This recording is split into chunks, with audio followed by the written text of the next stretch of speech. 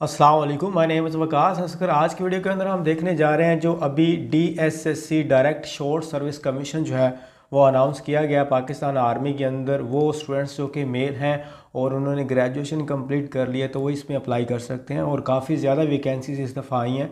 ये direct captain की post होती है। अगर आप इसमें क्वालिफाई कर जाते हो तो पाकिस्तान आर्मी के अंदर आप डायरेक्टली जो है वो कैप्टन की पोस्ट पर जो है अपॉइंट होते हो। तो इस वीडियो के अंदर हम देखेंगे कि अनाउंसमेंट की जो डेट है वो कब से कब तक है, आपकी क्वालिफ़िकेशन कितनी होनी चाहिए, एज कितनी होनी चाहिए, हाइट कितनी होनी चाहिए, CGPA जो एकेडमिक क्वालिफ़िकेशन के अंदर परसेंटेज है या CGPA वो कितनी होनी चाहिए, और डॉक्यूमेंट्स की जो वेरिफिकेशन है वो आपने कहाँ से करवानी है और कौन कौन से डिपार्टमेंट्स इस दफ़ा अनाउंस किए गए हैं। तो सबसे पहले हम चलते हैं ऑफिशियल ऐड की तरफ। तो यहाँ पर आपके सामने ये ऐड शो हो रही है। इसके अंदर यहाँ ये नीचे आपको डेट मेंशन है कि 2 दिसंबर से लेकर 31 ऑफ दिसंबर तक आप अप्लाई कर सकते हैं। लेकिन अभी ये ऑफिशियली वेबसाइट जो www.joinpakarmy.gov.pk है उस पर अवेलेबल नहीं है। उसकी वजह ये है कि ये 2 दिसंबर को अवेलेबल होगी आप ऑफिशियल वेबसाइट पर, तब आप 2 दिसंबर को अप्लाई कर सकते हैं। अभी इसके लिए अप्लाई नहीं कर सकते, लेकिन हम ये पहले वीडियो बना रहे हैं। और यहाँ पर उन्होंने मेंशन कर दी कि ला LLB इस दफ़ा अनाउंस किया गया साइकोलॉजी के कुछ डिपार्टमेंट्स, बल्कि एक ही साइकोलॉजी का किया गया, और वेटरनरी ऑफिसर, और उसके अलावा आर्ट्स के सब्जेक्ट जिसको एजुकेशन कोप्स भी कहते हैं फर्स्ट नंबर पर, इसको भी अनाउंस किया गया। वो हम वन बाय वन देख सकते हैं क्योंकि हर एक ग्रेजुएटेड जो मेल है वो अप्लाई नहीं कर सकता, सिर्फ स्पेसिफिक डिपार्टमेंट्स हर दफ़ा अनाउंस किए जाते हैं। अगर हम यहाँ पर बात करें इसकी वैकेंसीज़ की, वैसे कि ये साल में कितनी दफ़ा अनाउंस होती हैं, तो ये साल में वैसे 2 दफ़ा अनाउंस होती हैं। एक बार जून और जुलाई के अंदर और एक दफ़ा दिसंबर और जनवरी के अंदर। जैसे अभी आपने देखा दिसंबर के अंदर इसकी अनाउंसमेंट होगी। तो मैक्सिमम 28 ईयर आपकी एज होनी चाहिए, मैक्सिमम, मिनिमम जितनी मर्ज़ी है। लेकिन जो क्वालिफिकेशन है मिनिमम 16 ईयर आपकी जो है ना वो ग्रेजुएशन होनी चाहिए। लेकिन कुछ डिपार्टमेंट्स के अंदर MPhil भी डिमांड करते हैं। CGPA 2.5 है कुछ डिपार्टमेंट्स के अंदर, कुछ डिपार्टमेंट के अंदर वो आपको 2.0 की भी डिमांड करते हैं। वो अभी हम आगे चल के देख लेते हैं। और 60% आपके होने चाहिए। बाज़ डिपार्टमेंट के अंदर अगर 50% भी हैं तो एक्सेप्टेबल है। चलें अब जो है ना वो हम देखते हैं। और इसके अंदर एक और चीज़ आप लोगों ने ध्यान में रखनी है कि MPhil और MS वालों को, या यहाँ पर मैं PhD अगर लिख दूँ तो उनको प्रेफरेंस दी जाती है इन जॉब्स के लिए। और अगर आपने इसकी कंप्लीट प्रिपरेशन करनी है तो व्हाट्सएप ग्रुप का जो लिंक है वो वीडियो की डिस्क्रिप्शन के अंदर अवेलेबल है। उसको आप ज्वाइन कीजिए। उसमें डेडिकेटेड कोर्स की गर्ल्स होती हैं और कैप्टन, जैसे वो भी कैप्टन की होती है और आप भी, तो इनकी इकट्ठी प्रिपरेशन होती है। उसके अंदर हम वर्बल और नॉन वर्बल की प्रिपरेशन करवाते हैं। लेकिन मैं आपको फ्रेंडली बता दूं कि एकेडमिक का पूरे पाकिस्तान में कोई ऐसी बुक अवेलेबल नहीं है जो आपको एकेडमिक की प्रिपरेशन दे DSSC की। तो जो आपने डिग्री की होती है तो एकेडमिक आपने वहीं से प्रिपेयर करना होता है 50 MCQs, जिस स्पेसिफिक जो भी डिपार्टमेंट है, चाहे इस्लामिक स्टडी भी है तो आपको कोई भी GK का क्वेश्चन नहीं आएगा। सिर्फ और सिर्फ इस्लामिक स्टडी के ही रिगार्डिंग क्वेश्चन आएंगे। चाहे साइकोलॉजी है तो उसी की रिगार्डिंग होगी। GK वगैरह, इंग्लिश और उसके अलावा ग्रामर कुछ भी इंक्लूड नहीं होती। सिर्फ और सिर्फ पूरा एक प्योरली सब्जेक्ट वाइज होता है। उसके अलावा हम वर्बल नॉन वर्बल जो आपको प्रोवाइड करेंगे, उसके जो शॉर्ट ट्रिक्स सिखाएंगे वो 100% उसी में से आएगा, ये हमारी गारंटी है। और इसकी फ़ी है सिर्फ 3500। और एकेडमिक के बारे में हम आपको कुछ गाइडलाइंस प्रोवाइड कर देंगे। अब हम चलते हैं जी आपकी एलिजिबिलिटी कंडीशन की तरफ। तो अगर बात करें मैक्सिमम एज की तो वो है जी 28 ईयर। अभी हमने देखा मैरिटल स्टेटस जो है वो आप गैर शादीशुदा अनमेरिड होने चाहिए। और जो आपकी मिनिमम हाइट है वो 5.4 यानी 162.5 सेंटीमीटर होनी चाहिए। और जो आपका वेट होता है वो बॉडी मास इंडेक्स के ज़रिए चेक किया जाता है। जितनी हाइट है और जितनी एज है उसके हिसाब से चार्ट पे देखते हैं तो आपको पता चल जाता है you are under weighted, over weighted, या you have ideal or the normal weight. वो आपको वहाँ से पता चलेगा। आप कैलकुलेटर यूज़ कर सकते हैं। क्रोम बुक पे जाके BMI लिखिएगा।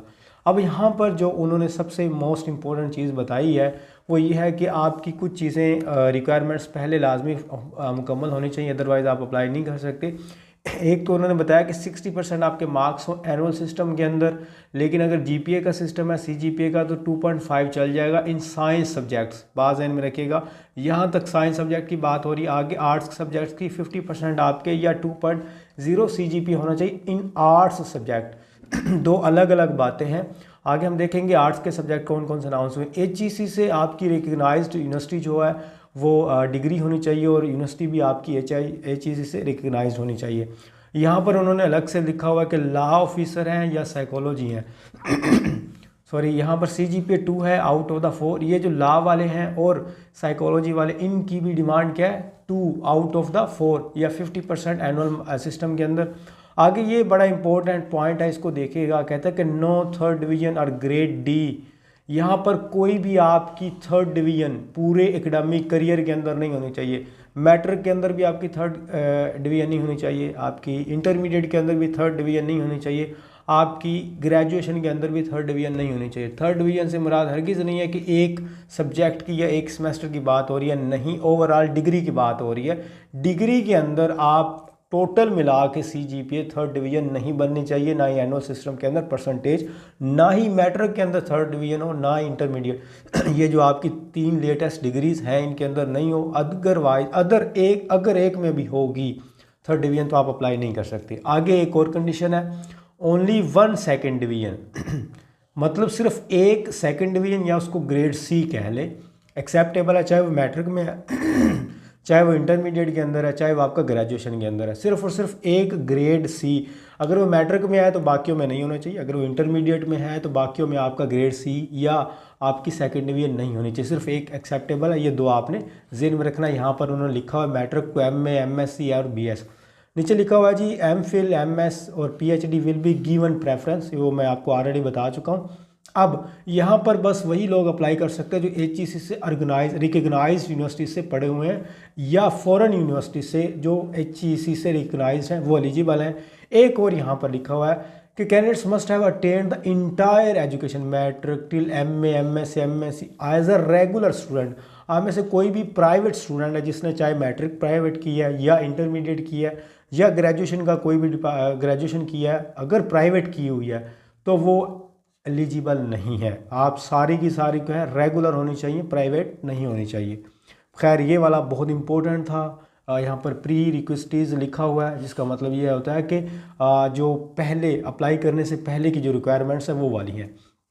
आगे जी अप्लाई आप कौन कौन से आप में से स्टूडेंट्स कर सकते हैं, वो स्टूडेंट जिन्होंने MA किया हुआ, MSc की हुई या BS किया हुआ। किस में देखिए 3 तरह के उन्होंने बताया, MA, MSc या BS 4 साल का, कंप्यूटर साइंस किया हुआ है, फिजिक्स किया हुआ है, मैथ किया हुआ है, जियोग्राफी है, political science, history, Islamic study, management sciences, library science, park study और एजुकेशन।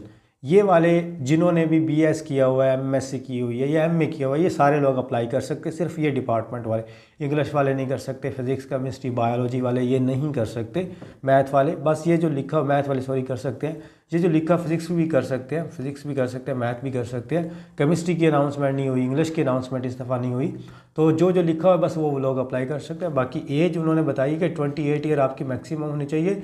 1 मई 2025 तक आपने अपनी डेट ऑफ बर्थ लिखनी है और जहाँ तक चेक करना है वो लिखना है 1 मई 2025। यहाँ तक आपकी जो एज है वो मैक्सिमम 28 ईयर हो, मिनिमम चाहे आपकी 22 ईयर भी है तो चल जाएगा, लेकिन मैक्सिमम एक्सीड ना करे 28 ईयर से।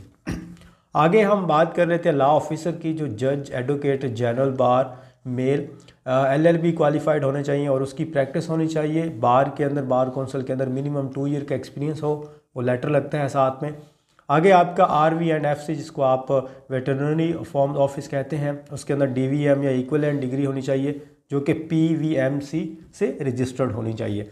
आगे इसमें जिसने MS किया होगा, MSc की हुई है, MPhil किया होगा, वो उसको प्रेफरेंस दी जाएगी। बिस और एंड पे आ जाता है साइकोलॉजी। साइकोलॉजी में जो इस दफ़ा डिमांड है वो सिर्फ MSc साइकोलॉजी की है।